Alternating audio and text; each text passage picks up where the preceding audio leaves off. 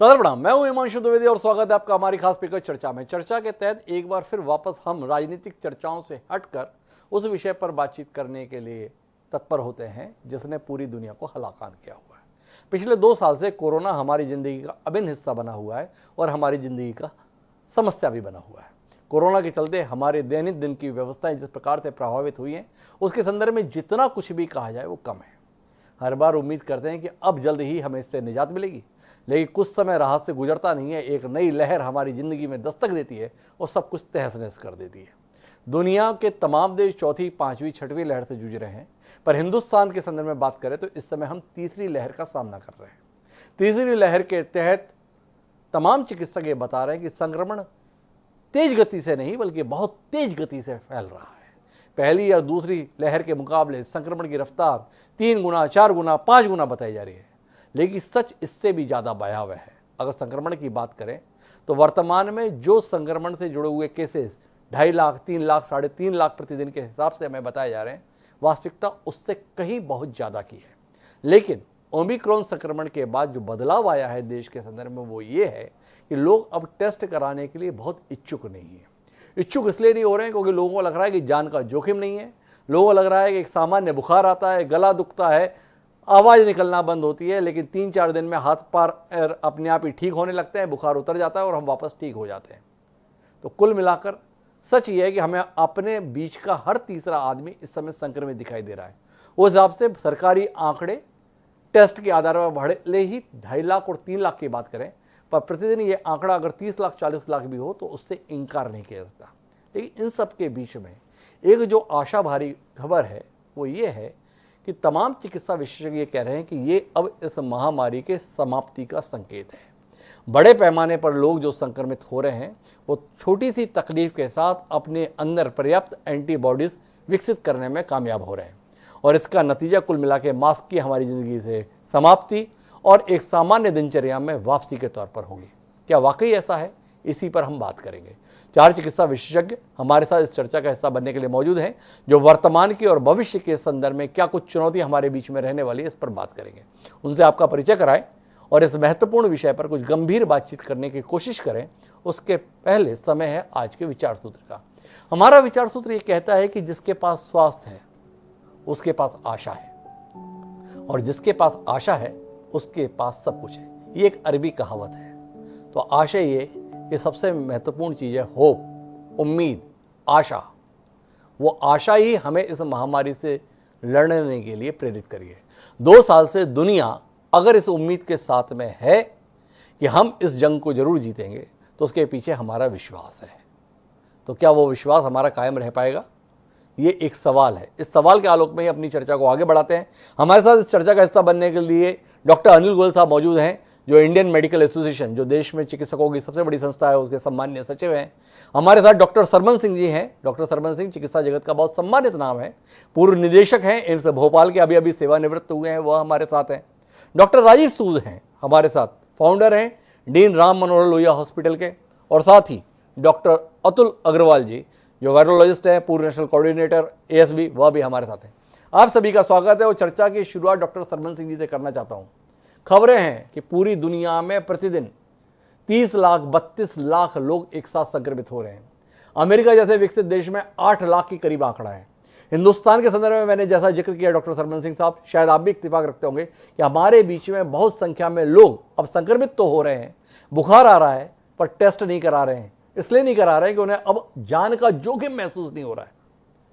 कहां खड़े हैं हम वर्तमान में, और भविष्य को बतौर चिकित्सक किस रूप में देख रहे हैं आप?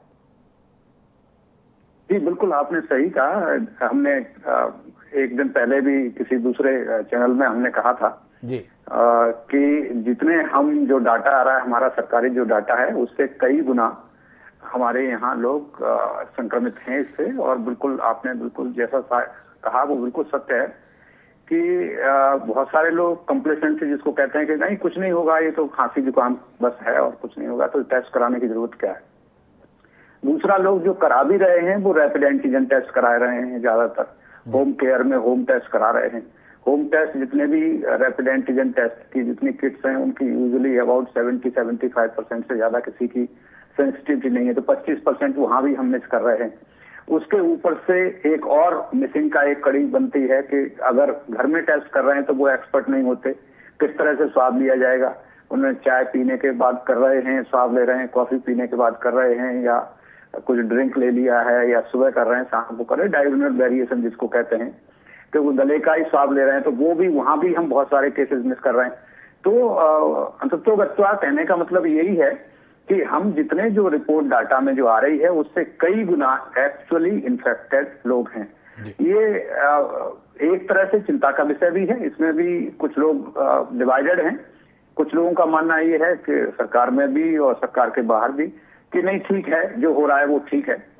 दूसरे कुछ स्कूल ऑफ थॉट ये मानता है कि नहीं, डाटा जब भी आए तो डाटा प्रॉपर होना चाहिए और डाटा होना चाहिए, और उसके लिए आपको रिसोर्सेज और ज्यादा पुश करने चाहिए और सबका टेस्ट इजीली हो जाना चाहिए, जल्दी रिजल्ट आ जाना चाहिए। इसमें मैं एक चीज और जोड़ना चाहूंगा, सीक्वेंसिंग की जो बात है, हम ओमिक्रॉन वर्सेस नॉन ओमिक्रॉन, तो हम ये जो डाटा प्रेजेंट कर रहे हैं, हमें बड़े दुख के साथ कहना पड़ रहा है कि जो हम ओमिक्रॉन का डाटा कर रहे हैं, टोटल एक अभी जो मैं बात कर रहा था टोटल कोरोना के केसेस की बात कर रहा था मैं जी। अगर हम ओमिक्रॉन की बात करें तो उसमें तो मैं कई गुना से ज्यादा लॉग फैक्ट में बात करूंगा मैं जी, दसियों लॉग्स जिसको कहते हैं कि सैकड़ों गुना जो बिल्कुल टेस्ट ही नहीं हो रहा, 1 महीने के बाद उनका सीक्वेंसिंग का डाटा है, उसका कोई मतलब नहीं है जी। तो सीक्वेंसिंग भी मेरे ख्याल से उसका कोई रिडंडेंट हो गई है इस समय, एक स्कूल थॉट कहता है। लेकिन जहां तक साइंटिस्ट की तरह से अगर मैं बात करूं, एज ए डॉक्टर मैंने बता दिया कि ठीक है, इसका लोग कह रहे हैं कि ठीक है, कोई प्रॉब्लम नहीं है, लेकिन एज ए साइंटिस्ट की तरह से अगर मैं बात करूं तो डेफिनेटली ये अच्छी बात नहीं है। हमेशा हर देश में हर बीमारी का करेक्ट डाटा हमारे पास होना चाहिए, देश के पास होना चाहिए। जी जी। पर सरमन सिंह साहब, मैं जो आपसे समझना चाहता हूं वो ये है कि ये जो बड़े पैमाने पर संक्रमण हो रहा है, इसे हम ताकत के तौर पर देखें या कमजोरी के तौर पर? जो तमाम अंतर्राष्ट्रीय स्तर पर रिसर्च आ रही हैं, सार्वजनिक हो रही हैं, उनमें बड़े स्तर पर लोग इस राय के साथ में हैं कि ये महामारी के खत्म होने का संकेत है। क्या बतौर चिकित्सक आप भी इस विचार के साथ हैं या आपकी राय कुछ और है? देखिए, ये है कि ये माइल्ड इन्फेक्शन तो है, इसमें तो हम डिनाई नहीं कर सकते, ये तो हमारे सामने है। और चूंकि माइल्ड इन्फेक्शन है तो एंटीबॉडी तो बनेगी ही बनेगी, और एंटीबॉडी बनेगी तो जैसे शुरू में ही बहुत सारे इन्फेक्शन है यूके जहां से हर्ड इम्यूनिटी का कॉन्सेप्ट शुरू से चला सैकड़ों वर्षों से, तो जितने इन्फेक्शन होते हैं उसमें हर्ड इम्यूनिटी का एक कॉन्सेप्ट तो बड़ा मजबूत कॉन्सेप्ट है, बिकॉज जो नेचुरल इम्यूनिटी होती है उससे बड़ी इम्यूनिटी कोई आप आर्टिफिशियल तरीके से नहीं दे सकते। ना वैक्सीन से दे सकते हैं, ना मोनोक्लोनल एंटीबॉडी दे सकते हैं, ना पॉलीक्लोनल दे सकते हैं, ना कुछ दे सकते हैं। तो हर इंसान की अपना जो नेचुरल टी सेल और बी सेल जो बनाती हैं, अपनी मेमोरी सेल जो होती है, हमारा इम्यून सिस्टम जो टोटली होता है, वो जिस तरह से एक बड़ा पेनोरेमा टाइप का एक इम्यून सिस्टम क्रिएट करता है, तो उसका कंपैरिजन किसी वैक्सीन से नहीं हो सकता। तो अगर ये माइल्ड भी है, डेथ नहीं हो रही है, सीवियरिटी नहीं हो रही है, लोग भर्ती नहीं हो रहे हैं, तो उस पॉइंट से अगर सोचा जाए और एडमिनिस्ट्रेशन के पॉइंट ऑफ व्यू से सोचा जाए, अगर सरकार की फेसिबिलिटी पॉइंट ऑफ व्यू से सोचा जाए, तो डेफिनेटली ये एक अच्छी बात है कि लोगों का जो मान रहे हैं, और हो सकता है ये सत्य हो और हो जाए सत्य। हम सब ये चाहेंगे कि हर्ड इम्यूनिटी लोगों में डेवलप हो जाए। डॉक्टर सरमन सिंह कह रहे हैं कि कॉन्सेप्ट तो है और बड़ा गंभीर किस्म का कॉन्सेप्ट है। मैं जाना चाहता हूं डॉक्टर अनिल गोयल के पास, लेकिन उससे पहले डॉक्टर अतुल अग्रवाल से थोड़ी बातचीत करना चाहता हूं। अतुल अग्रवाल साहब, एक विरोधाभास है। अगर ये संक्रमण ताकत है, इस संक्रमण के चलते लोग सुरक्षित हो रहे हैं, जान का जोखिम खत्म हो रहा है, लोग एक सामान्य किस्म की खांसी, जुकाम और हल्के बुखार के साथ ही इस लहर में निकल जा रहे हैं, तो हम संक्रमण की रफ्तार घटाने के लिए प्रयत्नशील क्यों हैं? फिर तो संक्रमण की रफ्तार बढ़ानी चाहिए। लोग जल्द से जल्द सुरक्षा के दायरे में आए, लोग जल्द से जल्द संक्रमित हों, ठीक हों और अपने आप को सुरक्षित महसूस करें। फिर क्यों चुनाव आयोग इस प्रकार के प्रतिबंध लगा रहा है? मेले ठेले तो हम पहले ही चला रहे थे, अभी प्रतिबंध पे जा रहे हैं, तो थोड़ा विरोधाभास है। अगर ये ताकत है तो हम इस ताकत को रोकने की कोशिश क्यों कर रहे हैं? थोड़ा आप रोशनी देंगे बतौर वायरोलॉजिस्ट कि है क्या वस्तुता?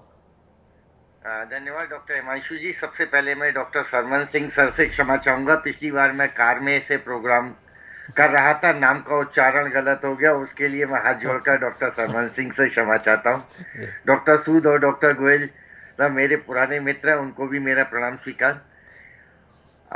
अगर आपको द्विवेदी जी याद हो, मैंने कहा था ओमिक्रॉन जी घातक नहीं होगा, जी तीसरी लहर होगी, सब कुछ होगा, और फिर भी ये घातक नहीं होगा और बहुत ज्यादा डरने की जरूरत नहीं है। जी आपकी सूचना के लिए बता दूं, कल और परसों 2 दिन हम लोगों का वैक्सीन कॉन्फ्रेंस हुई थी ऑनलाइन, रात में 2.5 घंटे की, 5 घंटे की। जी आपके जो 2 सवाल हैं कि हम इसको रोकने की कोशिश ही क्यों कर रहे हैं, जी मेरे पिछले कार्यक्रम में और इस कार्यक्रम के बीच में एक नई चीज डेवलप हुई है। जी और शायद आपने देखा होगा कि प्रधानमंत्री जी ने पुनः एक मीटिंग बुलाई। जी बाहर वो नहीं आ पा रहा है, लेकिन एक मंच पर शायद किसी ने डॉक्टर जैकब जॉन साहब का नाम भी सुना होगा, हमारे पूर्व प्रेसिडेंट भी रहे, बहुत अच्छे वायरोलॉजिस्ट भी हैं। समस्या ये है कि हर वायरस म्यूटेट करता है, जी और ये alpha, beta, gamma, delta, kappa सारे वेरिएंट आए, और ये ओमिक्रॉन आया। जी वो सारे लंग्स को संक्रमित कर रहे थे ACE2 रिसेप्टर्स के थ्रू नाक के, और लंग्स को डैमेज कर रहे थे, जबकि ये नहीं कर रहा ओमिक्रॉन। जी ओमिक्रॉन को सबसे पहले साउथ अफ्रीका ने रिपोर्ट करा। ध्यान दीजिएगा, उसका ओरिजिन साउथ अफ्रीका नहीं है, जी क्योंकि लगभग उसी समय बेंगलोर में एक डॉक्टर में पाया गया, यानी कि ये म्यूटेट हो चुका था। जी लेकिन इसके म्यूटेशन में और बाकी म्यूटेशन में एक बहुत भयानक परिवर्तन है। जी ओमिक्रॉन का जो म्यूटेशन है, ये एक ही स्थान पर 50 म्यूटेशन हुआ, और इसमें alpha, beta, gamma, delta, kappa किसी का कोई अंश नहीं है। जी ऐसा तब होता है जब कोई वायरस जानवर में चला जाता है, और जी जानवर में म्यूटेट होके ये हम पर आता है। जी ये ओमिक्रॉन का ओरिजिन अब रोडेंट ओरिजिन माना जा रहा है, कि ये किसी समय गत वर्ष में ये ओरिजिनल कोरोना वायरस ने चूहे को संक्रमित कर दिया, जी और उस चूहे से इतने सारे संक्रमण होके आ गए। जी स्थिति यहां गंभीर है। जी अगर कोई वायरस इंसान से जानवरों में और जानवर में म्यूटेट होके वापस इंसान में आने लगता है, स्थिति वहां गंभीर है। ओमिक्रॉन से हमको कोई डर नहीं है, ये तय बात है। और हमारी इंडियन एकेडमी ऑफ पीडियाट्रिक्स ने टेस्टिंग पर कोई भी जोर देने के लिए नहीं कहा है, क्योंकि घर का लगभग सभी बच्चे जी संक्रमित हैं। बहुत माइल्ड लक्षण है या नहीं के बराबर है, और वो इंप्रूव कर जा रहे हैं। जी लेकिन क्योंकि दूध का जला भी छाछ को फूक फूक कर पीता है, इस देश में सब कुछ राजनीति से गवर्न होता है। आप कुछ करो तो लोग शोर मचाते हैं, ना करो तो शोर मचाते हैं। सरकार के सामने एक दुविधा की स्थिति होती है, ऐसे में क्या करें। हाँ, हमको कोई भी ट्रांसमिशन इसलिए रोकना है कि इस ओमिक्रॉन में कहीं कोई ऐसा म्यूटेशन ना हो जाए जो कि घातक साबित हो। अभी भी हमारे लिए ये बूस्टर डोज का हमने नाम नहीं दिया, प्रिकॉशन डोज का दिया, जी क्योंकि बूस्टर डोज लेकर अभी भी सवाल उठ रहे हैं। अगर सबको 2 टीकाकरण लग जाएगा, तब हम काफी कुछ हद तक कोरोना को रोक पाएंगे। अब कोरोना और ओमिक्रॉन 2 अलग अलग चीजें हैं। हमें भविष्य में जूनोसिस यानी कि जानवरों से ये वायरस ना आए, इसको रोकने के लिए इसको रोकने के लिए काम करना है। काफ़ी चीज़ें बताई डॉक्टर अतुल अग्रवाल ने। सबसे महत्वपूर्ण जानकारी ये है कि जो ओमिक्रॉन हम कर रहे हैं, अतुल अग्रवाल साहब बता रहे हैं कि नई रिसर्च बता रही है कि ये इंसान से इंसान को नहीं आया है, बल्कि चूहों से इंसान को प्राप्त हुआ है। लेकिन मैं डॉक्टर अनिल गोयल साहब अभी भी उस मुद्दे पर थोड़ा और विस्तार से चर्चा चाहता हूँ कि हमें संक्रमण की रफ्तार रोकनी चाहिए या संक्रमण जिस गति से चल रहा है चलने देना चाहिए। बतौर चिकित्सक आप किस नज़रिए के साथ है इस विषय के संदर्भ में? हम नाइट कर्फ्यू लगा रहे हैं, स्कूल कॉलेजेस को बंद कर दे रहे हैं, बाकी सब चल रहा है पर स्कूल कॉलेज बंद हो रहे हैं। हम वर्तमान को सुरक्षित रखने के लिए पिछले 2 साल से अपनी भावी पीढ़ी के साथ में समझौता कर रहे हैं। बच्चों की ज़िंदगी में स्कूल की क्या अहमियत है, इससे हम ना काफ़ी परिचित हैं, ऐसा तो नहीं है, पर फिर भी हम उसको रोक रहे हैं। थोड़ा आप रोशनी देंगे इस संदर्भ में ताकि इससे कुछ स्पष्ट हो पाए? जी, सबसे पहले तो मैं एक ही वर्ड इसमें कहूंगा कि हमको सतर्क और सावधान रहने की जरूरत है। आप ही कह रहे हैं कि क्या जरूरत है सतर्क और सावधान रहने की, क्या जरूरत है इतने सारे टेस्ट करने की। इसमें पहले ये समझना है, ये सिर्फ ओमिक्रॉन ही नहीं है, एक डेल्टा वायरस भी है, तो डेल्टा क्रॉन हम लोग कहते हैं। और ये कौन सा वायरस क्या करेगा, कितना क्लिनिकल रेलिवेंस होगी, एक होता है एपिडेमियोलॉजी, मतलब 80% 90% है, दूसरा है उसका क्लिनिकल पिक्चर क्या है, कि माइल्ड है कि मॉडरेट है कि सीवियर डिजीज है।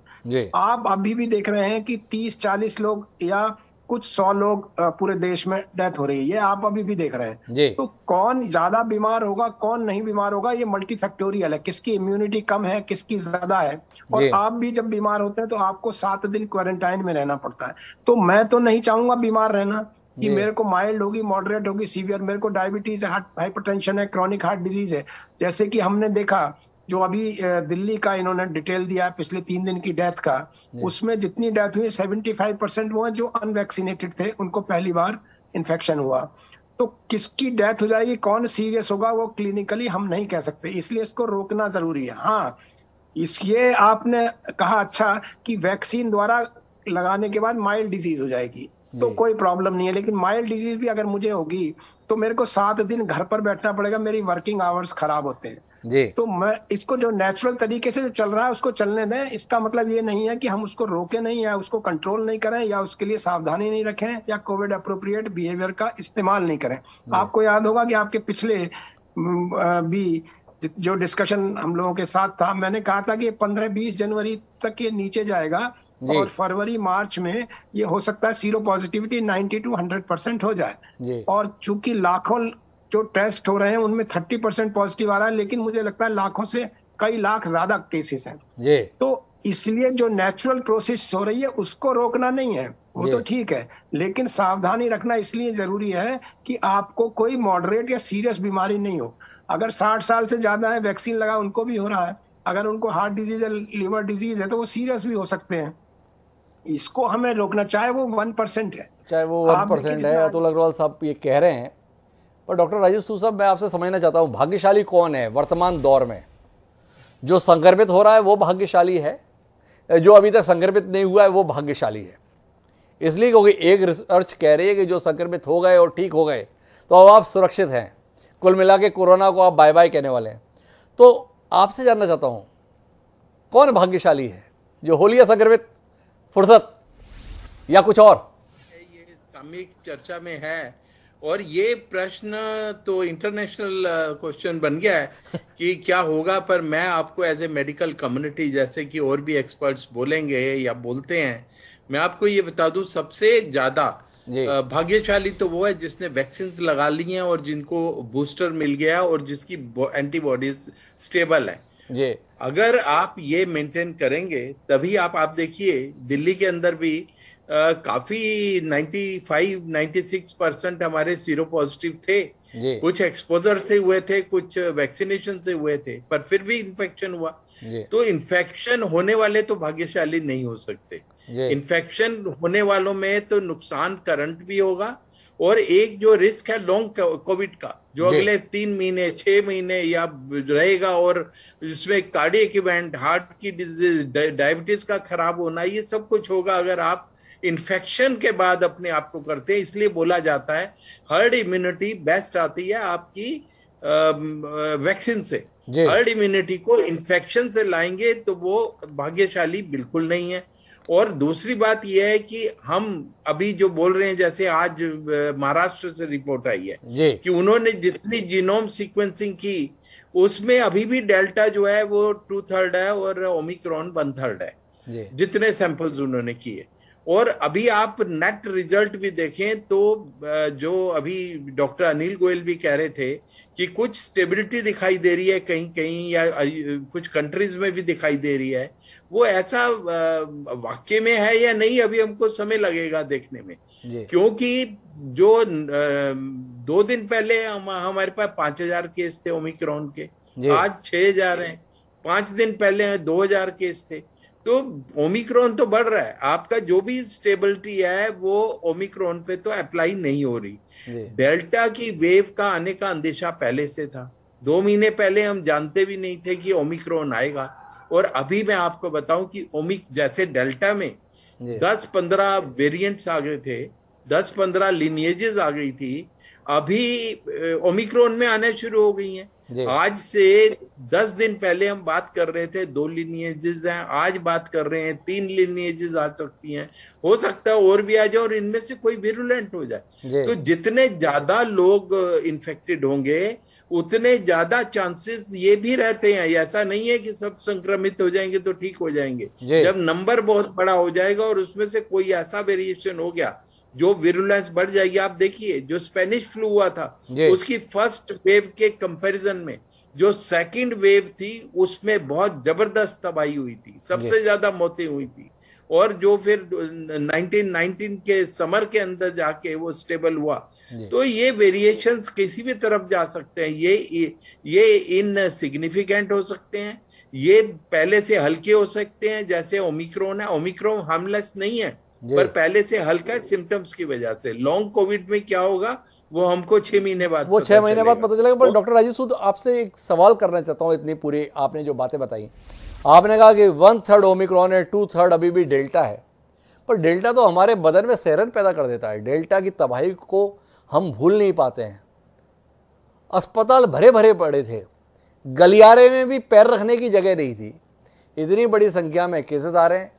सारे राज्यों के स्वास्थ्य मंत्री बोल रहे हैं कोविड सेंटर बनाए हुए खाली पड़े हैं।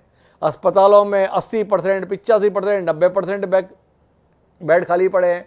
कई अस्पताल अपने भविष्य की विस्तार की योजना बना रहे थे, वो योजनाएं ठप हो गई क्योंकि मरीज ही नहीं आ रहे। जो कोविड के मरीज है वो आ नहीं रहे, सर्जरी है वो पोस्टपोन हो गई। तो डेल्टा वेरिएंट क्या दम तोड़ गया वक्त गुजरने के साथ? क्या उतना मारक नहीं रहा? ये एक सहज सवाल है जहन में, इसके संदर्भ में कुछ आपसे रोशनी मिलेगी? हाँ जी जरूर। आप देखिए कि हमारे यहाँ पे जो मौतें हो रही थी, जो आज इसका फिगर है डेथ्स की, वो 400 क्रॉस कर चुकी है। ये कोई छोटी फिगर नहीं है, जहाँ पे हमारे बिल्कुल नीचे आ गए थे डेथ्स। और दिल्ली के अंदर लोग बिल्कुल आईसीयू में, आज से हम 15 दिन पहले बात कर रहे थे कि आईसीयू खाली पड़े हैं, हॉस्पिटल खाली। अब वो स्थिति नहीं है। हमारी परसेंटेज कम है जरूर हॉस्पिटल एडमिशंस की, पर जो मॉर्बिडिटीज के साथ या जो अनवैक्सीनेटेड लोग हमारे एडमिट हो रहे हैं उसके अंदर मोर्टेलिटी है।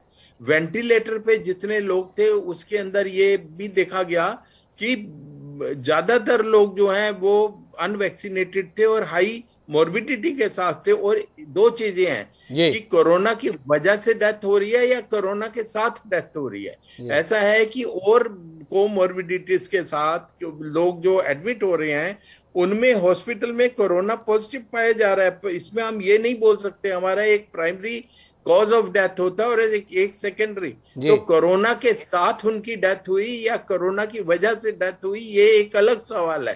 तो मैं आपको ये बताना चाह रहा हूं कि हमको जो बचाएगा वो तो वैक्सीन ही बचाएगा, और जो इसको हल्का करेगा वो भी वैक्सीन करेगा। ये अब बियॉन्ड डाउट दिल्ली की स्टडी में प्रूव हो चुका है। ये दिल्ली की स्टडी में प्रूव हो गया है। कुल मिला के वैक्सीन ही बचाएगा। पर वैक्सीन पर ही तो सारे सवाल हैं डॉक्टर सरमन सिंह साहब। आधी रिपोर्ट आती है वो बताती हैं कि ये बूस्टर भी काम नहीं कर रहा है, जो वैक्सीन पहले लगी है वो भी काम नहीं कर रहा है। ओमिक्रॉन के लिए Pfizer, biotech, Moderna, serum institute सब नई वैक्सीन लेके आने वाले हैं। 1 महीना रुकिए, 1.5 महीना रुकिए, 2 महीना रुकिए, समझ ही नहीं आता करेंगे तो करें क्या। ये वैक्सीन बचाएगी नहीं, नई वैक्सीन आएगी। राजीव सूद साहब बोल रहे हैं कि जो कुछ भी बचाएगा वैक्सीन ही बचाएगी। सही बताइए, बचाएगा कौन, या केवल ऊपर वाले पे भरोसा रखें?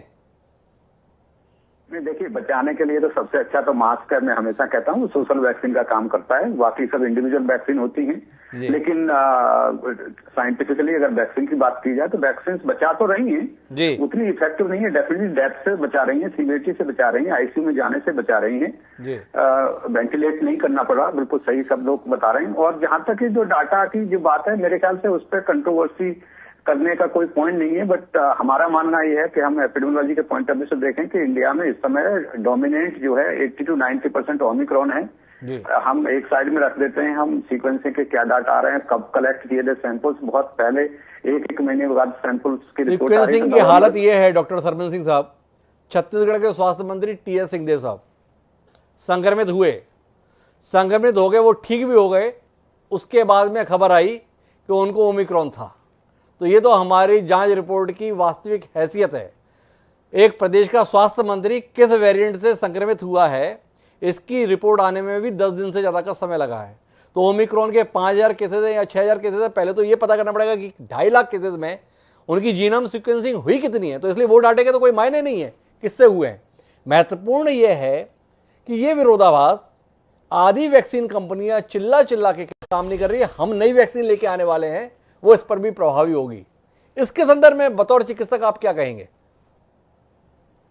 देखिए, चिकित्सक होने की बात अलग है, बहुत कुछ इकोनॉमिक्स में चलता है, बहुत सारी चीजें हम टीवी पर नहीं कह सकते, बहुत कुछ बिजनेस का गेम चलता है, बहुत कुछ होता है। थोड़ा सा मॉडिफाई करके उसका बैच नंबर या थोड़ी चीज चेंज करके भी वैक्सीन दी जा सकती है।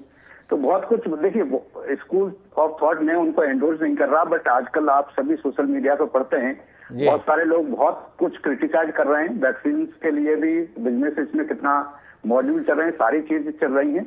लेकिन मैं मूल बात उस पर आऊंगा जो आप कह रहे थे, बार बार सबसे पूछ रहे हैं आप कि भाई ये विरोधाभास जो है, विरोधाभास देखिए मेरे ख्याल से ये है जो आप कह रहे हैं कहीं तक है, लेकिन उसमें क्लैरिटी ये है कि बचाना इसलिए जरूरी है और सेफ्टी इसलिए जरूरी है क्योंकि इसमें बहुत सारे लोग जो इम्यूनो कॉम्प्रोमाइज हैं, ओल्ड एज हैं, ऐसे लोगों में इवन ओमिक्रॉन नंबर 1 वो भी इन्फेक्शन कर सकता है। और ऐसा नहीं कि 0% मॉर्टेलिटी है, yes it is less than 1% है, उसमें 2% से भी ज्यादा थी, 3% थी, इसमें लेस देन 1% है। नंबर 1 एक बात यह। दूसरी चीज जो डॉक्टर सूद ने कही, मैं उसको रीएम्फेसाइज करना चाहूंगा, जितने बिलियंस वायरस बनेंगे, बिलियंस या ट्रिलियंस जितने बनेंगे, उनमें पॉसिबिलिटी जितने लोग होंगे ज्यादा होंगे, उसमें ही म्यूटेशन की चांस होता है। तो आज हम ये सोच के नहीं बैठ सकते कि आज ओमिक्रॉन है, इसको सबको इन्फेक्ट होने देते हैं। एंड आप सोचिए कि इतनी बड़ी पब्लिक है, पॉपुलेशन इंडिया की इतनी है, और उसमें अगर ट्रिलियंस ऑफ ट्रिलियंस वायरस जो एक्सक्रीट बॉडी में हो रहे होंगे और उसमें कभी कौन सा म्यूटेशन हो जाए हमको पता नहीं है। वो म्यूटेशन वायरस के लिए अच्छा भी हो सकता है, बुरा भी हो सकता है, और जो वायरस के लिए अच्छा होगा नेचुरली हमारे लिए बुरा होगा। तो अगर यू नेवर नो कि डेल्टा से भी खतरनाक कोई म्यूटेशन हो जाए, तो इसलिए इसको कंट्रोल करना जरूरी है। तो इसमें मुझे लगता है विरोधाभास इसलिए नहीं है, कंट्रोल इसलिए करना चाहिए कि अगर यंग लोगों में कोई नुकसान नहीं भी कर रहा, हो सकता है उनको मुझे लगता है कि ज्यादा वैक्सीन पे एम्फेसिस करने की जरूरत नहीं है, या स्कूल खोलने का या बंद करने का जो डिसीजन है वो कई बार सरकार के अपने बहुत सारे दूसरे कारण होते हैं। नाइट कर्फ्यू पे जो आपने कहा, आप पत्रकार हैं, आप कह सकते हैं, नेचुरली बिल्कुल सही बात है। मैं हमेशा कहता हूँ आप पत्रकारों को ये छूट होती है, हम लोगों को शायद कुछ छूट नहीं होती है। तो ये कर्फ्यू लगाना चाहिए कि नहीं लगाना चाहिए, ये बात आपको भी सारी छूट प्राप्त है। अब तो कम से कम आप ये बहाना मत लीजिए कि हमें ये छूट नहीं होती है। इतना कह रहा हूँ, लेकिन ये वास्तविकता ये भी सही है कि जो उनसे घर में लाएंगे ना, वो बच्चे भी अगर उनको कुछ नहीं होगा, लेकिन वो घर में लेकर के आएंगे, उनके बुढ़े माँ बाप हैं, उनको इन्फेक्शन कर सकते हैं, उनको डेथ हो सकती है, उनको सीवियर इन्फेक्शन हो सकता है। तो इसलिए मास्क लगा के मैं अगेन एम्फेसाइज करूंगा, वैक्सीन 2 वैक्सीन, एटलीस्ट 2 वैक्सीन। मैं बूस्टर डोज का बहुत बड़ा हिमायती नहीं हूँ पर्सनली। 2 वैक्सीन जिनको लगे 2 वैक्सीन जरूर लगवाएं। और नंबर 2, वैक्सीन के साथ साथ मास्क लगाना बहुत जरूरी है, और अपने बुजुर्गों को, old age people, immuno compromise लोग, उनको बहुत जरूरी, उनको ध्यान रखना है। ये 3 पॉइंट मेरी तरफ से। एक पॉइंट पे आपकी टिप्पणी चाहिए सर। हम बूस्टर डोज नहीं लगा रहे हैं, हम प्रिकॉशनरी डोज लगा रहे हैं।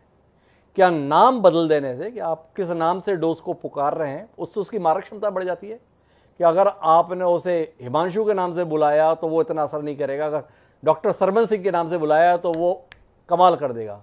तो ये प्रिकॉशनरी डोज कह के हम बुला रहे हैं, इसे हम बूस्टर नहीं कह रहे हैं। ये बात भी बड़े जोर शोर से बताई जा रही है। क्या हो जाएगा इससे? आदरणीय प्रधानमंत्री जी ने इसको नाम दिया है, तो मैं उस पर कोई कमेंट नहीं करूंगा। तो डॉक्टर सरमन सिंह टिप्पणी नहीं करना चाहते हैं। डॉक्टर अतुल अग्रवाल साहब तो वायरोलॉजिस्ट है, वैक्सीन के संदर्भ में विशेषज्ञ है, कोई टिप्पणी करे सर कि बूस्टर या प्रिकॉशनरी, इससे क्या बदल जाता है सर? जहां तक डेथ की बात है, डॉक्टर सूद बाद में उस मुद्दे पर आ गए थे। अधिकतर देखिए पेशेंट गंभीर हर अस्पताल में भर्ती होते रहते हैं, उनकी बहुत सी जांचें कराते हैं, कुछ कोइंसिडेंटल जांचों में हमको डायग्नोसिस मिलती है।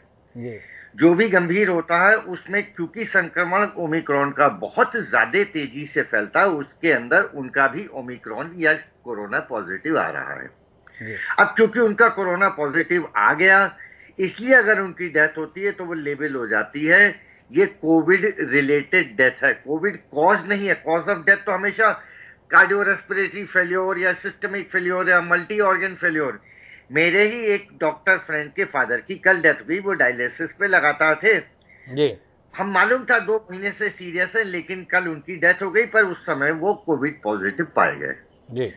अगर हम टोटल डेथ की संख्या देखें तो आईसीयू में सब कोमॉर्बिड कंडीशंस के साथ है, जो डेटा बहुत डिटेल में हमको नहीं दिया जा रहा है जी। तो अगर हम ओमिक्रॉन का डेथ रेट की बात करते हैं, ये बहुत कम है। आपका अगला सवाल था कि वैक्सीनेशन को इसको बूस्टर डोज क्यों नहीं कह रहा है, प्रिकॉशन डोज क्यों कह रहा है। अभी तक का डेटा कोई भी बूस्टर डोज के फेवर में नहीं है जी। जिस वैक्सीन को सबसे पहले एक बहुत बड़ी चीज बता के पेश करा गया था, दैट वाज अ फाइजर की वैक्सीन। जी। सबसे बड़ी फेल्योर विश्व के अंदर फाइजर वैक्सीन ही साबित हुई। जी। हमारे पास 2 वैक्सीन हैं, कोविशील्ड जिसको चेडॉक्स 1 कहते हैं, दूसरी किल्ड वैक्सीन। इन दोनों पर भी हम अभी तक इस नतीजे पर नहीं पहुंच पाए हैं कि इसकी बूस्टर होनी चाहिए या नहीं, क्योंकि इसके पीछे कारण है। मैं अब आपको ये एक लेटेस्ट स्लाइड दिखाना चाहूंगा जी। इसके अंदर आप देखिए वैक्सीन लगने के बाद B cell, CD8 cells, CD4 cells और एंटीबॉडीज है जी। समय के साथ एंटीबॉडीज तो कम हो जा रही हैं जी। लेकिन बी सेल, CD4 सेल और CD8 सेल ये परसिस्ट कर रहे हैं। दैट मीन्स प्रोटेक्शन ये हमको दे रहे हैं। लेकिन क्योंकि हमको एक भयावता थी और हेल्थ केयर वर्कर्स जिनको इनिशियली कोविशील्ड 4 हफ्ते के गैप पर लगी थी, ध्यान कीजिएगा, इनिशियली हम सबको हेल्थ केयर वर्कर्स और फील्ड वर्कर्स को 4 हफ्ते के गैप पे लगी थी। बाद में ये पाया गया कि ये वैक्सीन का इफेक्ट तब बहुत अच्छा है अगर ये 12 हफ्ते के गैप पर दी जाए जी। उस गलती को सुधारने के लिए इस समय हम ये एक्स्ट्रा डोज दे रहे हैं जो कि प्रिकॉशन डोज है। इसीलिए हमने एक सिलेक्टेड ग्रुप को इसमें उठाया है, health care workers, frontline workers and comorbid conditions वाले, जिनको जनवरी, फरवरी और मार्च में हमने कोविशील्ड 4 हफ्ते के गैप पर लगाई थी, क्योंकि मई के बाद आके हमने इसका गैप चेंज कर दिया था। जब कोविशील्ड का गैप चेंज कर दिया गया उसके बाद भी हम देख रहे हैं इतना समय गुजरने के बाद न्यूट्रलाइजिंग एंटीबॉडी का प्रेजेंट होना या एब्सेंट होना वैक्सीन की एफिकेसी को असर नहीं करता। CD4, CD8 cell and B cells are important, इसलिए हम इसको प्रिकॉशन डोज कह रहे हैं। सिर्फ एक वैक्सीन जिसके बारे में अब डेटा आ गया है, दैट इज मॉडर्ना वैक्सीन, जिसकी बूस्टर कामयाब है। इंडिया में मिक्स एंड मैच के लिए ट्राई करा गया। हेट्रोलोगस वैक्सीन AIG स्टडी जो है, इट शोज कि अगर हम 2 अलग अलग वैक्सीन दे रहे हैं, कोविशील्ड के बाद कोवैक्सीन, एंटीबॉडी रिस्पॉन्स 4 गुना बेहतर है, लेकिन डेटा इनसफिशिएंट है, इसलिए अभी हेट्रोलोगस को नहीं करा है। और प्रिकॉशन डोज क्योंकि हमने इनिशियली 4 हफ्ते के गैप पर दी थी, उस समय एंटीबॉडी लेवल इतने डेवलप नहीं हुए थे। डॉक्टर्स और फ्रंटलाइन वर्कर्स मई और जून में सफर किए थे, इसलिए ये प्रिकॉशनरी डोज दिया जा रहा है। मैं वापस डॉक्टर अनिल गोयल साहब के पास आना चाहता हूँ, लेकिन उससे पहले एक सवाल आपसे करना चाहता हूँ। अतुल अग्रवाल साहब, कुल मिला के भविष्य को लेकर क्या है? इस उम्मीद के साथ ज़िंदगी जी रहे हैं, क्योंकि हमें बताया गया है कि 1918 में आया था, 2 साल में महामारी चली गई थी। हर 100 साल में इस प्रकार का एक साइकिल होता है, आता है, साल 2 साल रहता है। 2 साल पूरे होने आ रहे हैं। 30 जनवरी को 2 साल पूरे हो जाएंगे कोरोना को हमारे देश में आए हुए। बड़ी उम्मीद के साथ उन 2 साल पूरे होने का इंतजार कर रहे हैं। वाकई करें या अनिश्चितता है? अभी और बने रहना है हमें इसी प्रकार से? बिल्कुल, अल्टीमेटली फ्लू पैटर्न पे जा रहे हैं हम जी। फ्लू कुछ कंट्रीज में प्रॉब्लम करता है। आपको एक बड़ी इंटरेस्टिंग चीज और बताऊं कि जितने स्ट्रेन उन्हीं कंट्रीज में पकड़े जा रहे हैं जहां पर एड्स बहुत कॉमन है। बोट्सवाना, साउथ अफ्रीका शुरू में भी वहीं पर आए थे जी। जहां पर एड्स बहुत कॉमन है, वहां वायरल इन्फेक्शन और म्यूटेशन बहुत ज्यादा हो रहे हैं। ये भी एक तथ्य हमारे सामने साझा कर रहे हैं, लेकिन अतुल अग्रवाल साहब कह रहे हैं कि बाद में ये फ्लू के रूप में रह जाने वाला है। लेकिन मैं डॉक्टर अनिल गोयल साहब से उनकी ऑर्गेनाइजेशन के संदर्भ में थोड़ी बात करना चाहता हूँ। पहली लहर और दूसरी लहर में IMA डॉक्टर्स के संदर्भ में बहुत चिंतित रहा। आईएमए को इस बात की शिकायत रही कि बड़े पैमाने पर डॉक्टर संक्रमित ही नहीं हुए, बल्कि उन्होंने जान भी गंवाई, और उनकी जान के संदर्भ में जैसे सरोकार रखनी चाहिए वैसे सरोकार नहीं दिख रहे। तीसरी लहर में डॉक्टर्स की क्या स्थिति है, थोड़ा इसको साझा करेंगे, क्योंकि डॉक्टर्स ने हमारे लिए लड़ाई लड़ी है, डॉक्टर के संदर्भ में हमारे सरोकार है। समाज को पता होना चाहिए कि डॉक्टर्स इस तीसरी लहर में किस स्थिति में है। अनिल गोयल साहब। देखिए, डॉक्टर्स तीसरी लहर में इन्फेक्शन 50% है जी। अगर पॉजिटिविटी रेट बाकी जनता में 20 से 30% पहुंच गया है तो डॉक्टर्स में शुरुआत से ही 50% है। और इसका कारण भी बड़ा सीधा है कि उन पर वायरल लोड बहुत ज्यादा होता है। जितने भी पेशेंट वो ओपीडी में देखते हैं, आईपीडी में देखते हैं, बहुत सारे जिनका कोविड का स्टेटस नहीं पता होता, बहुत सारे एसिम्प्टोमेटिक कोविड भी होते हैं, बहुत सारे लोगों का टेस्ट के बाद पता चलता है। तो इसलिए हाई रिस्क ग्रुप है ये हेल्थ केयर वर्कर, खास तौर से गवर्नमेंट इंस्टीट्यूशन में जो हमारे रेजिडेंट डॉक्टर्स हैं, जो फ्रंटलाइन वर्कर्स हैं, जो उन पर ओवर क्राउडिंग का भी एक है, जहां जहां एक डॉक्टर 100 पेशेंट एक बार ओपीडी में देख रहे थे, लेकिन हालांकि अब तो उसमें कुछ कमी आई है, लेकिन शुरू में बहुत ज्यादा इन्फेक्शन हुआ। लेकिन ये एक अच्छी बात है कि इस बार जैसे कि पिछली सेकेंड वेव तक हमारे 2000 डॉक्टर्स की डेथ हुई है इंडियन मेडिकल एसोसिएशन के, इस बार में डेथ नहीं है। ये एक बहुत अच्छी बात है।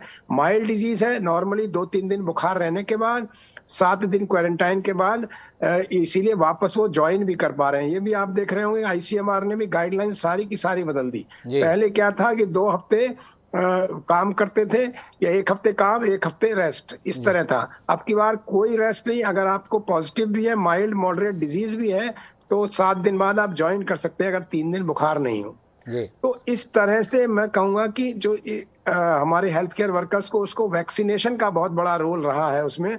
इतना हाई वायरल लोड होने के बाद 50% पॉजिटिविटी होने के बावजूद भी उनमें माइल्ड डिजीज हो रही है, और इसका मैं सिर्फ क्रेडिट दूंगा उनके सिर्फ और सिर्फ वैक्सीनेशन को काफी अप्रिशिएट कर रहे हैं डॉक्टर अनिल गोयल साहब। लेकिन एक चिंता के संदर्भ में आपसे सरोकार रखना चाहता हूं, क्या डॉक्टर्स इस समय पर संक्रमण का कारण नहीं बन रहे हैं? क्या डॉक्टर बड़े पैमाने पर संक्रमित हो रहे हैं और लगातार वह ड्यूटी भी दे रहे हैं? कई जगहों पर इस बात की भी दिक्कत है दुनिया के संदर्भ में कि स्टाफ ही नहीं है, इसलिए जानते हुए भी कि वो पॉजिटिव है तो भी उन्हें बुलाया जा रहा है, नर्सेस को, कंपाउंडर को, डॉक्टर्स को। इस चुनौती को किस रूप में देखते हैं आप? नहीं, मुझे लगता है आईसीएमआर की एक गाइडलाइन बिल्कुल नहीं है, बिल्कुल क्लियर है। अगर आप इन्फेक्शस हैं तो आप ड्यूटी नहीं कर सकते, और उसका क्राइटेरिया है, अगर आपको माइल्ड सिम्टम है, मान लीजिए खांसी है, बुखार है, आपका टेस्ट पॉजिटिव है, तो आपको 7 दिन क्वारंटाइन रहना पड़ेगा। और अगर लास्ट 3 डेज में अगर ये बिल्कुल मान लिया गया है कि अगर मान लीजिए 4th डे, 2-3 दिन बाद बुखार होने के बाद ठीक हो गया है, 4th डे के बाद बुखार नहीं है, तो 7 दिन बाद आप इन्फेक्शस नहीं रहेंगे। मेरा ये टिप्पणी भारत के संदर्भ में नहीं, दुनिया के संदर्भ में थी। खासतौर पर अमेरिका के संदर्भ में आया था कि 8-8, 10-10 लाख लोग संक्रमित हो रहे हैं। ये स्थिति आ गई है, वहाँ पे हेल्थ की व्यवस्थाएं चरमरा गई हैं कि संक्रमित लोगों को भी बुलाना पड़ रहा है। इस संदर्भ में बतौर चिकित्सक आप क्या देख रहे हैं? क्या ये कोई खतरा नहीं है? क्या इसके संदर्भ में कोई जोखिम नहीं है? मैं तो यही कहूंगा कि हिंदुस्तान के डॉक्टर्स को आपको बधाई देनी चाहिए, हिंदुस्तान की सरकार को बधाई देनी चाहिए कि यहाँ पर ये हेल्थ केयर क्रंच नहीं हुआ है अभी भी। अभी ये समस्या नहीं आई कि हेल्थ केयर वर्कर्स की कमी पड़ गई हो बीमार होने के बावजूद भी, क्योंकि हमारे पास बहुत सारा पूल ऑफ डॉक्टर्स है, जो मान लीजिए आपकी जरूरत पड़े तो रिटायर्ड डॉक्टर्स भी आ सकते हैं, इंटर्न्स भी आ सकते हैं, अगर पैरामेडिक्स की जरूरत है तो बीएससी नर्सिंग स्टूडेंट्स भी आ सकते हैं, जो हमारे को हर साल करीब अब 80,000 से 90,000 डॉक्टर्स निकल रहे हैं।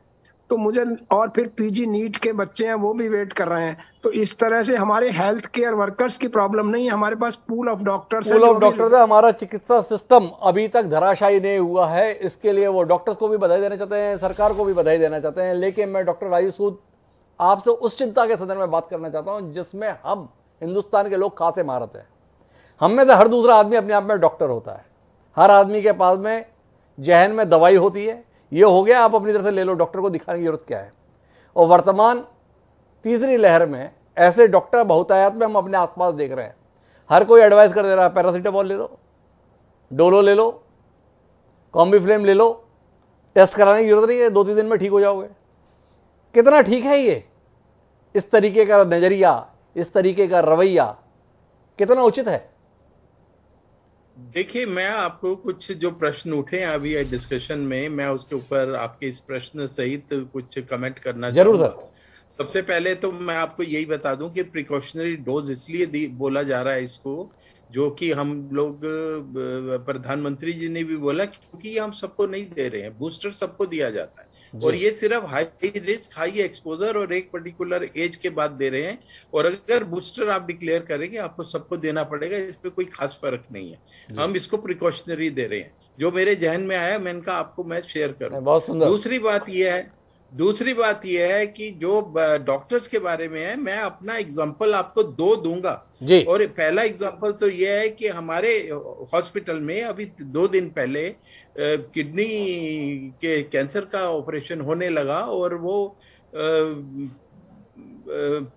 उसका नेगेटिव था, एडमिट किया, सुबह मॉर्निंग में सैंपल उसका पॉजिटिव आया और उसको पोस्टपोन किया। और ऐसा एक बार नहीं हुआ, बार बार हो रहा है। और जब वार्ड में डॉक्टर्स को देखा गया तो उनमें मेरे ही डिपार्टमेंट के कम से कम 4 से 5 डॉक्टर्स पॉजिटिव थे और वो ऑपरेशन थिएटर में थे। तो आपकी ये जो ऑब्जर्वेशन है कि डॉक्टर्स भी दे सकते हैं, तो मैं डॉक्टर अनिल गोयल से इस बात पे सहमत नहीं हूं कि डॉक्टर नहीं दे सकते। जरूर दे सकते हैं। डॉक्टर तो वो वैक्सीनेटेड है, वो एसिम्प्टोमेटिक कैरियर हो सकते हैं। और ये बोलना कि डॉक्टर सेफ हो गए और अब जाके सब कुछ करना शुरू कर दें, आपके हॉस्पिटल में तो हाई मॉर्बिडिटी के लोग आएंगे जो डिफरेंट बीमारियों से आएंगे और उसके अंदर अगर मेरे को लगता है ये गाइडलाइन थोड़ा सा इसके बीच में डिस्कशन की जरूरत है कि आपको टेस्ट भी नहीं कराना और आप एसिम्प्टोमेटिक हैं तो आप काम कर सकते हैं। इसमें टेस्ट कराना भी मुश्किल है। मैं टेस्ट पे आता हूं इसी पे कि मेरे सन इन लॉ अभी 5 दिन पहले यूएस से जाना था, वहां से आए थे 5 दिन में और उन्होंने होम किट से टेस्ट करवा लिया और वो नेगेटिव थे। और फिर उनको आरटीपीसीआर बोला कि कहीं ये ना मांग ले एयरपोर्ट पे। तो अभी मैं 4 दिन पहले की बात बता रहा हूँ, तो वो आरटीपीसीआर पॉजिटिव आ गया और एसिम्प्टोमेटिक थे। और जब उन्होंने जाके एयरपोर्ट पे गए तो यूएसए में इतना रिलैक्सेशन कर चुके हैं, उन्होंने कहा जी आपका हम रैपिड टेस्ट करेंगे और अगर नेगेटिव है आपको तो वैक्सीन लगे, आप जा सकते हैं। वो उन्होंने टेस्ट कराया और वो फिर नेगेटिव आया और वो पहुंच गए यूएसए और उन्होंने वहां पे आरटीपीसीआर कराया, फिर पॉजिटिव आ गए। तो अब ये हो क्या रहा है जी? और प्लेन के अंदर 200-400 लोग साथ में ट्रेवल किए और मैं रोज, मेरे को हेल्थ डिपार्टमेंट फोन कर रहा है, मेरे सन इन लॉ हैं कि उनका क्या हुआ, वो कहाँ चले गए। मैंने कहा वो तो चले गए, वो तो यूएसए ने अलाउ कर दिया। तो इस तरह के जो विरोधाभास हो रहे हैं और अलग अलग तरह के क्राइटेरिया है। यूएसए में आज कोई नहीं पूछ रहा, वहां लाखों लोग, आप बोलते रहिए, वहां कोई नहीं पूछ रहा। संक्रमण से वो सोच रहे हैं खत्म होगा या बहुत ज्यादा ये इकोनॉमिक बर्डन है या क्या है, ये तो समय बताएगा। पर आपको एक बात और बताएं, फ्लू की वैक्सीन आप क्यों लगाते हैं? फ्लू की वैक्सीन, फ्लू में तो मोर्टेलिटी बहुत कम है, उसको भी तो इसीलिए लगाते हैं कि कोमोर्बिडिटी होती है। और उसमें क्या ये सारे सेल्स नहीं है? उसमें क्या सेलुलर इम्यूनिटी नहीं है जो डॉक्टर अतुल अग्रवाल ने बताया? फ्लू में भी तो है, पर हम उसकी वैक्सीन, उसका तो हम कहते हैं बूस्टर भी लगाओ और हर 6 महीने में लगाओ और बच्चों को भी लगाओ। तो ये कोरोना कहाँ से अवतरित होके आया है कि ये फ्लू से भी हल्का हो गया कि अब हमारे को कोई डरने की जरूरत नहीं है। मैं आपको सिर्फ ये इस चर्चा में बताना चाहता हूं कि मेरे जो पर्सनल एक्सपीरियंस है, चाहे मेरे हॉस्पिटल के हों क्लिनिकल, चाहे मेरी फैमिली की हों जो अभी हुआ है, और जो मैं आपको एक बात और बता दूं कि जब उनके मेरे सन इन लॉ के फादर मदर का टेस्ट कराया पूना के अंदर, तो वो नेगेटिव आया होम किट से हमेशा। और ये तो हमारे यहाँ पे तो इम्यूनोलॉजी के एक्सपर्ट्स भी बैठे हैं। और जब मैंने कहा कि अब बेटे का आ गया पॉजिटिव, तो आप भी आरटीपीसीआर करा रहे हो और वो पॉजिटिव आ गया। तो अब ये सारी प्रॉब्लम्स जो चल रही हैं, एसिम्प्टोमेटिक लोग हैं, डॉक्टर भी एसिम्प्टोमेटिक घूम रहे हैं और पब्लिक भी घूम रही है। अब ये कल को कौन सी करवट बैठेगी ये अलग है। और जो डॉक्टर अतुल अग्रवाल ने बोला कि पेंडेमिक क्या होता है, पेंडेमिक होता है जब इस एक इंटरमीडिएट होस्ट होता है जो एनिमल के अंदर जाके आता है। हम शुरू में क्यों परेशान थे कि कोरोना का हमको कोई भी एनिमल होस्ट नहीं मिल रहा था, फिर भी पेंडेमिक हो गया। ये तो होता ही नहीं। इसलिए एक थ्योरी आई कि भाई चाइना ने इसको बनाया होगा, आर्टिफिशियली क्रिएटेड है।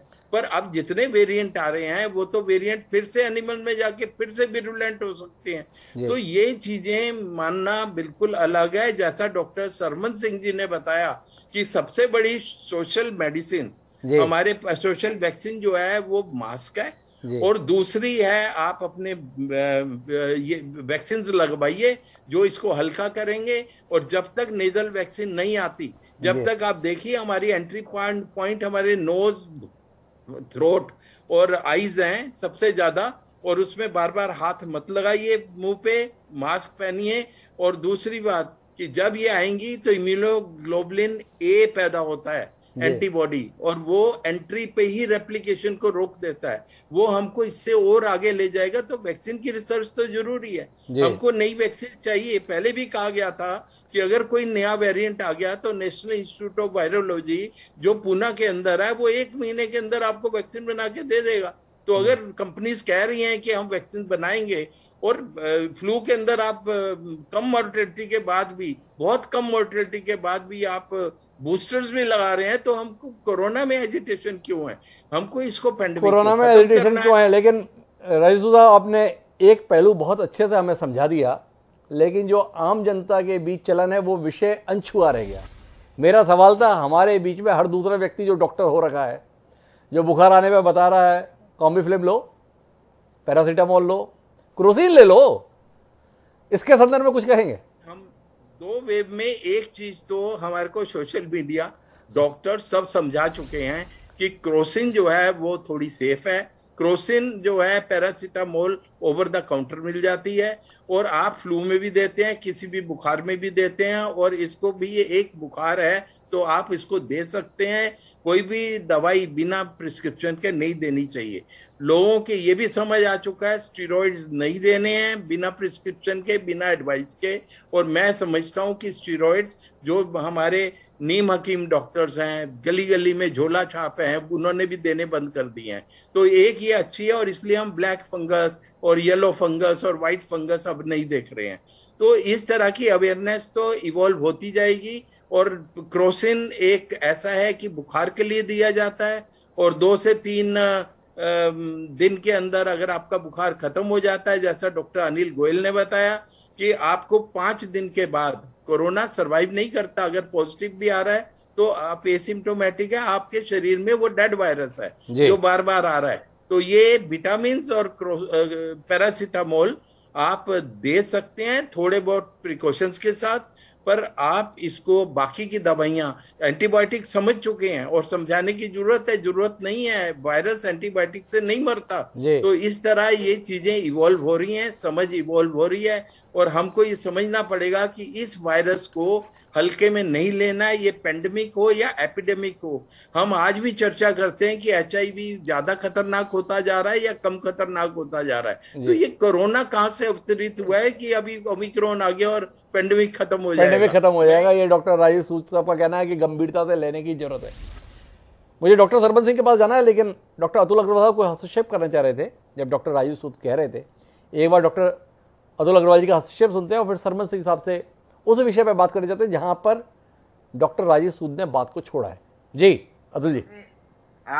इसमें बिल्कुल क्लियर है कि कोई भी वह दवा जो पिछले साल हमने व्हाट्सएप और यूनिवर्सिटी और सोशल मीडिया से सीखी थी, काम नहीं करती, ना रॉक्सिथ्रोमाइसिन, ना एजिथ्रोमाइसिन या फ्लेविपिराविर या कुछ भी, जी झोला छाप भी नहीं दे रहे हैं। लेकिन क्षमा के साथ डॉक्टर राजीव सूद और डॉक्टर गोयल और सरवन सिंह साहब से कहूँगा, समस्या हो गई है वो कॉरपोरेट अस्पताल जिन्होंने मीडिया के बहकावे में आकर मोलनुपिराविर और मोनोक्लोनल एंटीबॉडी का एक बहुत बड़ा भंडार खरीद लिया है। उनके सामने समस्या है, उस भंडार का क्या करें? तो इन कॉरपोरेट अस्पताल में बड़े घराने के लोग जब पहुंच रहे हैं, तब जो वो दिया जा रहा है शायद वो झोला छाप से कई गुना बुरा है, और ये नहीं होना चाहिए।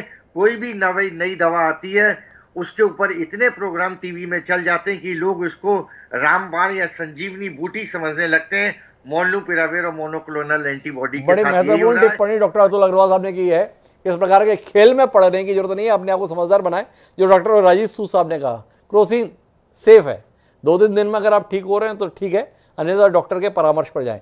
लेकिन डॉक्टर सरबत सिंह साहब, मैं वहां से बात को पकड़ना चाहता हूँ जहाँ पे डॉक्टर राजीव सूद साहब ने छोड़ा कि अब अमेरिका में किसी ने परवाह करना छोड़ दिया है, जो है आपको पॉजिटिव हो तो भी आ जाओ हमारे देश में, इस पर आ गए। क्या माने से? हार गए हम कोरोना से, हमने मान लिया कि अब लड़ नहीं सकते, अब जैसा है ठीक है चलने दो, बाकी चीज़ें चलना ज़्यादा जरूरी है। किस रूप में देखते हैं आप इस तौर तरीके को? बिल्कुल बिल्कुल, थैंक यू। डॉक्टर सूद का जो एक्सपीरियंस था उसमें 2 पॉइंट थे, एक तो आप पॉइंट कर रहे हैं और एक जो मैंने शुरू में कहा था कि एंटीजन और पीसीआर जी, इसमें 70% से ज्यादा कोई नहीं है, तो उससे कुछ किट तो ऐसी है जिनका 50% की सेंसिटिविटी है। तो आरटीपीसीआर के 50% लोगों को, लगभग 25 से 50% लोगों को वो पॉजिटिव को भी नेगेटिव बता देंगे। तो वो बात तो वहाँ हमने शुरू में ही कही, वो बात हो जाती, तो वो बहुत इंपॉर्टेंट है। एक चीज और है, उसी में मैं ऐड करना चाहूंगा, जो कुछ हमारे कलीग्स जो यूज करा रहे होंगे, जीन एक्सपर्ट जो कि बहुत सारा यूज हो रहा था। हमारा अपना एक्सपीरियंस है अभी यहाँ का कि हमारे खुद कलीग्स जी, जीन एक्सपर्ट भी एक टेस्ट होता है, जीन एक्सपर्ट भी नेगेटिव आ रहा है। तो इसलिए मैं सबको एडवाइस करूंगा कि अगर सही में टेस्ट का पता लगाना है और आप बीमार हैं कि नहीं ओमिक्रॉन से या कोरोना से, तो आप आरटीपीसीआर पे ही बिलीव कीजिए। एंटीजन का प्रोटोकॉल आईसीएमआर का बिल्कुल यही कहता है कि आप अगर नेगेटिव आ गए हैं एंटीजन से, रैपिड एंटीजन से, तो भी आपको आरटीपीसीआर कराना है।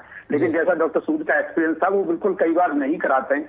अमेरिका की जहां तक बात है, बिल्कुल सही बात है कि बहुत सारे कंट्रीज में अब इतना सिस्टम भी कई बार वो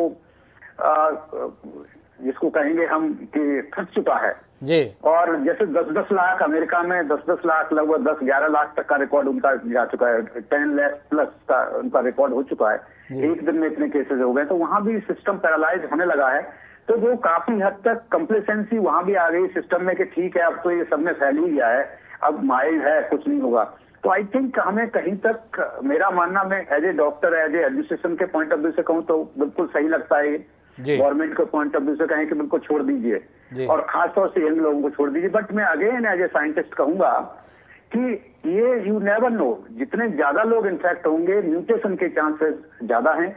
और हम ये स्पेनिश फ्लू को कोट करते हैं, अच्छी बात है, अभी तक हम उसी तरह से जा रहे हैं। लेकिन कभी ये जरूरी नहीं है कि जो हमारा जो स्पेनिश फ्लू में जो हुआ था, हम तीसरी के बाद बिल्कुल 2 साल के बाद, जैसे आप कह रहे थे कि 2 साल के बाद खत्म हो जाएगा, ये हो सकता है और हम चाहेंगे कि हो जाए, लेकिन ये जरूरी नहीं है, ये मेरी बात नहीं है। तो ये जरूरी नहीं है। तो कुल मिलाकर संघर्ष जारी है। अगर हम बातचीत को अंतिम मुकाम तक ले जाने की कोशिश करें तो बातचीत कुल मिला के ये निकल के आ रही है कि लड़ाई अभी भी जारी है। दुनिया के तमाम देश भले ही हारते हुए दिख रहे हैं, पर भारत का सिस्टम, भारत के लोग, भारत की सरकार अभी भी जूझने का मादा दिखा रही है। तो ऐसे जूझने के माध्यम में लोगों को अपना हौसला खोने की ज़रूरत नहीं है, लोगों को उम्मीद तोड़े रखने की ज़रूरत नहीं है। ज़रूरत है तो केवल एहतियात बरतने की, उन चीज़ों के प्रति अपनी मानसिकता को ठीक करने की, जिसके तहत अभी भी खबरें ऐसी आती हैं कि वैक्सीनेशन के संदर्भ में, जिसमें डॉक्टर राजीव सूद लगातार बोल रहे हैं, डॉक्टर सरमन सिंह लगातार कह रहे हैं, डॉक्टर अनिल गोयल लगातार कह रहे हैं, यहाँ तक कि डॉक्टर अतुल अग्रवाल भी कह रहे हैं, इस सबसे बड़ा बचाव वैक्सीन के माध्यम से, क्योंकि वैक्सीन ने ही हमारे यहाँ मृत्यु दर को रोक दिया है। पर अभी भी खबरें ऐसी आती हैं कि वैक्सीन की टीम जाती है, लोग गांव छोड़ के भाग जाते हैं, वैक्सीन टीम पे हमला कर देते हैं। समझना मुश्किल है कि जो आपकी जान बचाने के लिए आ रहे हैं, आप उन्हें अपनी जान का दुश्मन समझ रहे हैं। सरकार तमाम प्रकार के प्रयास करते हुए लोगों को, और जो लोगों को बचाने में लगे हो उनको बचाने में जुटी है, तो उसमें कम से कम हमें मददगार की भूमिका निभानी चाहिए। कोरोना की महामारी अभी भी संघर्ष के दौर में है, इसके ख़त्म होने की उम्मीद तो है, पर आसार दिखाई देने लगे हैं, ये कल्पना थोड़ी जल्दबाजी है। तो इसलिए हमें एहतियात बरतने की जरूरत है। आप सभी डॉक्टर्स का बहुत बहुत धन्यवाद इस महत्वपूर्ण चर्चा का हिस्सा बनने के लिए। समय है अब आज के शेर का। जिस प्रकार की परिस्थितियों में हम हैं उसमें उम्मीद जगाए रखने के लिए शायरों ने अलग अलग शेर कहे हैं। हम कोशिश करते हैं उन शेर के माध्यम से अपनी और आपकी उम्मीद बनाए रखने, बचाए रखने के लिए। तो वैसा ही एक शेर हमें आज भी मिला है। हमारा ये शेर कह रहा है कि ये कह के दिल ने मेरे हौसले बढ़ाए, यह कह के दिल ने मेरे हौसले बढ़ाए हैं, गमों की धूप के आगे खुशी के साए हैं। माहिर उल कादरी ने जो ये शेर लिखा है, इस उम्मीद पर ही अब हम सांसें ले रहे हैं। कोरोना में हमने अपने बहुत से अपनों को खोया है, ये एक आशंका स्वयं को खो देने की भी होती है, लेकिन फिर भी हौसला है कि हमने तमाम जंग जिंदगी में जीती है, ये जंग भी हम जीत जाएंगे और जीत के पुराने दिन वापस लौटा कर लाएंगे। इस उम्मीद के साथ ही बने रहते हैं और अब आपसे इजाज़त लेते हैं। कल फिर मिलेंगे नए विषय के साथ, तब तक के लिए सदा बढ़ो।